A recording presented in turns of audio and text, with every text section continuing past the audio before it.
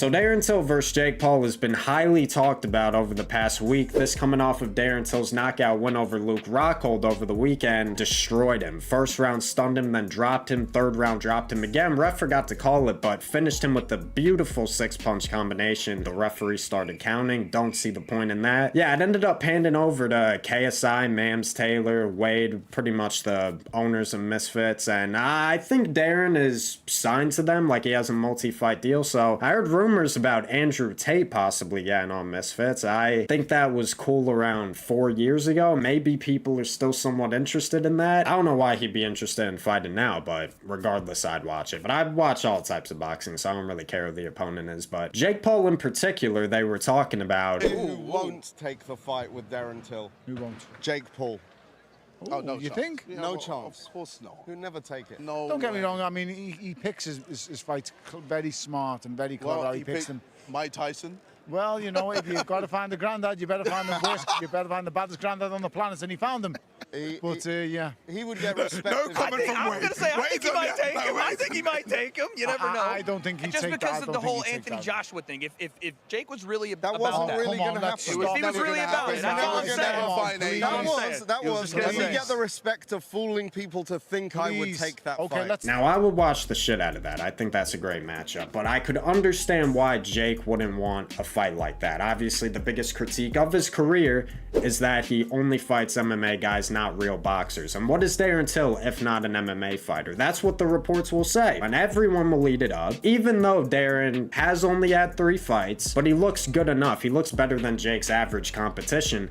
But people won't look at it that way. They'll say, oh, he's an MMA star. You know, Jake won't get the credit. And that's kind of why I think Jake's fighting Tank next, because he realizes no matter what he does, people are still going to shit on it. So he might as well make the biggest fight possible, make a crap ton of money, pull the biggest numbers. And from a marketing standpoint, Darren Till just doesn't do that for him. And for everyone to just jump on Jake saying he's scared to fight Darren Till, I think it's kind of ridiculous. I mean, Jake in his 6th fight fought Anderson Silva, which none of us thought he was going to win. I mean, I had an inkling because Silva was like 47, but it was more so how much Silva would be able to take as an older man. But skill-wise, I thought he would wipe the floor with Jake. Jake's 2 performances prior against Woodley were very below average, and he surprised me because the moment I thought someone was going to push Jake into the deep end, because Woodley, he didn't throw any punches against him. To Ben, he lasted 30 seconds. I thought Silva was going to drown him. His movement was going to cause Jake a lot of problems, and I didn't think Jake had the gas tank to be able to outlast him and match Silva's output, but he did, and he beat a guy who probably one of the greatest strikers in combat sports history. Darren Till, you look at his 3 opponents. Anthony Taylor,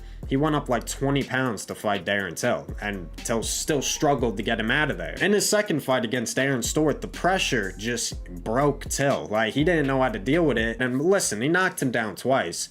But outside of that, he lost that fight. And then moving on to his 3rd opponent in Luke Rockhold, I think like 41 years old. If you watch him training, dude's stiff as hell. But Luke Rockhold got beat up by Mike Perry. Mike Perry's ass. And there's been rumors for the longest time that Darren Till beat the shit out of Mike Perry in sparring. So to compare him and Jake, even just their resumes, I mean, skill-wise, like, I don't even think they're the same. I feel like Darren Till, he falls too in love with his left hand. It's like Jake in the beginning of his career with the overhand right. When he was fighting the Ben Askrens, Tyron Woodleys, you know, you could get away with it. But Tommy Fury, someone who's been around in the game, has a brother who's the heavyweight champ. He's been around boxing his whole life. He made the proper adjustments and he capitalized on it. And I will say Jake has grown since that fight to make the proper adjustments. He's added so much more to his game. He has a great check hook, dropped Nate Diaz with, uppercut against Andre August, the body work versus Chavez Jr., which I love that a lot. You know, a lot of these MMA guys, they come into the sport and they headhunt a little too much. Jake, he works that body right from the opening bell. So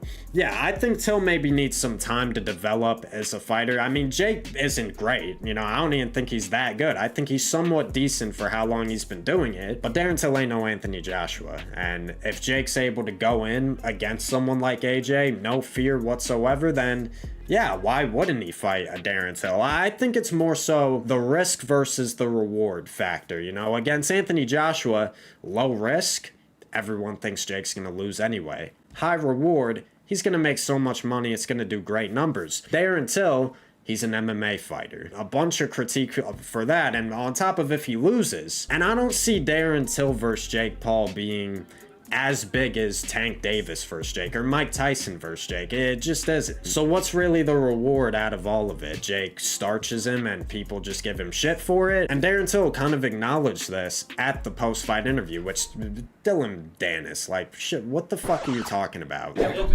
don't think I'm getting a Jake. Look, Jake Paul's not fighting him. No, Come on. I'm being a realist. Jake no Paul's way, not taking a fight. he's not. Declan, Jake Paul taking a fight. Come on. No, Jake. Well, hang on, no, fuck this. No, but Look I what know you Jake. think. But mate, I'm not going He's too high to level. beg for a fight I'm not going to get. He's a bigger star, on a bigger trajectory. Why am I going to sit here and waste my breath and my time? And he was going at Tony because an interviewer asked him, would you ever entertain a fight with Conor McGregor? Tony's like, yeah. Then Dillon's like, oh, no, shut the fuck up. Oh, you won't be right for that. Like, congrats on your win, but stay in your lane, buddy. It's like, dude, congrats on your win, Warren Spencer, the influencer boxer. And look, I kind of was starting to like Dillon.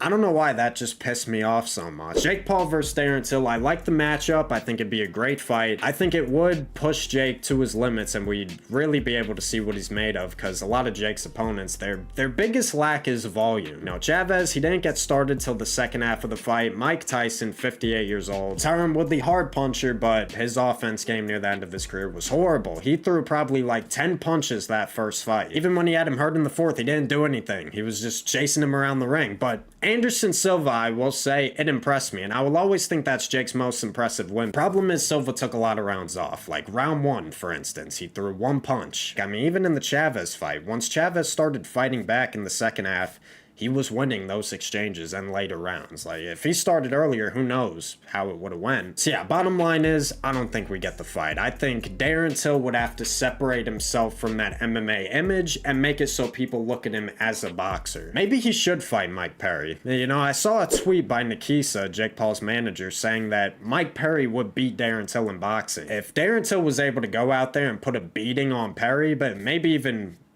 a bigger ass whooping than Jake put on him, then he could probably get that fight, or at least have a better chance of getting it. It would definitely catch Jake's eye, or even Tyron Woodley fight. You know, they got history from the UFC. All I'm saying is Darren Till has to do something crazy to put the boxing world on notice. Kind of like what Jake did with Mike Tyson. So something of that level. I don't know if he can, I'm gonna be real. Nah, I don't think he's as polarizing as Jake, but you never know. So yeah, thank you guys for watching. Make sure to subscribe, like, and comment. Let me know your thoughts on this in the comments below. Or maybe if Jake loses, you know, if he loses a fight to Tank or Anthony Joshua, maybe he goes for the KSIs or Darren Tills. You know, when he lost to Tommy Fury, him and KSI were in advanced talks.